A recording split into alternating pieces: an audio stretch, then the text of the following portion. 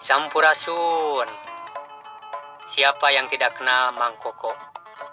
Seniman karawitan Sunda ini lahir pada tanggal 10 April 1917 dan wafat pada tanggal 4 Oktober 1985. Mang Koko mulai aktif menulis lagu pada medio tahun 1940-an hingga akhir hayatnya.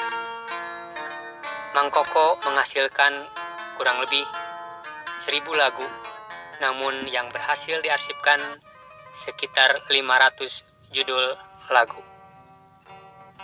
Pendidikan yang dia tempuh yaitu HIS tahun 1932 dan Mulo Pasundan tahun 1935. Selepas masa pendidikan, ia bekerja pada tahun 1937 di Balai Pamulang Pasundan, kemudian Paguyuban Pasundan, kemudian di Japanse Bank, kemudian Surat Kabar Harian Cahya, dan Harian Suara Merdeka.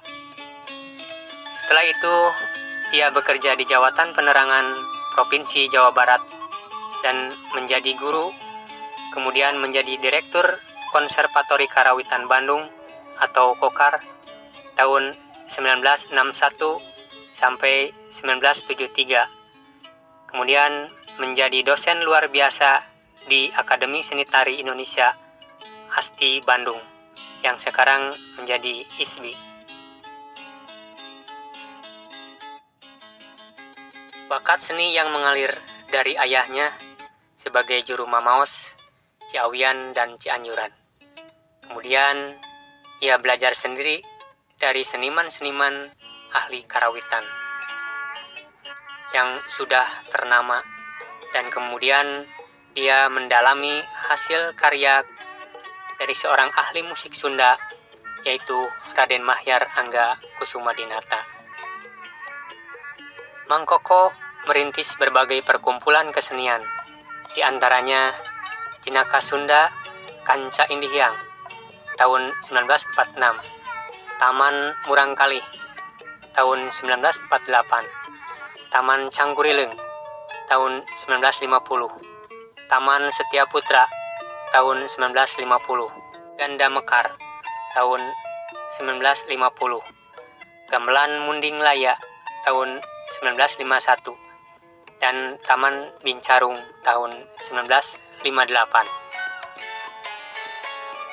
Juga Mang Koko mendirikan sekaligus menjadi pimpinan pertama dari Yayasan Cangkurileng Pusat, yang cabang-cabangnya tersebar di lingkungan sekolah-sekolah seprovinsi Jawa Barat.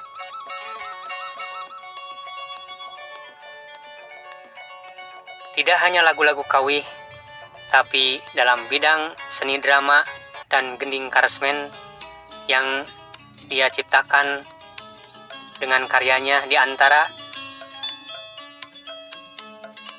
Gondang Pangwangunan, Bapak Satar, Aduh Asih, Pahlawan Samudra, Gondang Samagaha, Berkat Katitih Mahal, Sekar Catur, Sempal Guyon, Saha, Ngatrok, Kareta Api, Istri Tampikan, Sikabayan jeung Raja Jimbul, Akinini Balangantrang, dan Pangeran Jayakarta serta Nyai Dasima.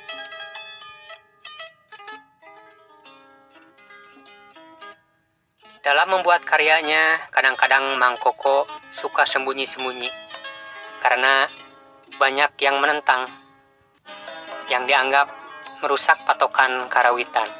Bahkan ada juga yang menyebut sebagai gamelan Beatle. Kata Ida Rosida, putri Mang Koko.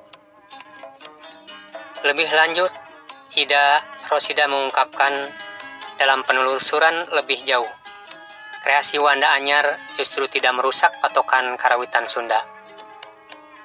Ia mengatakan Mang Koko hanya memvariasikan nada dan tabuhan gamelannya.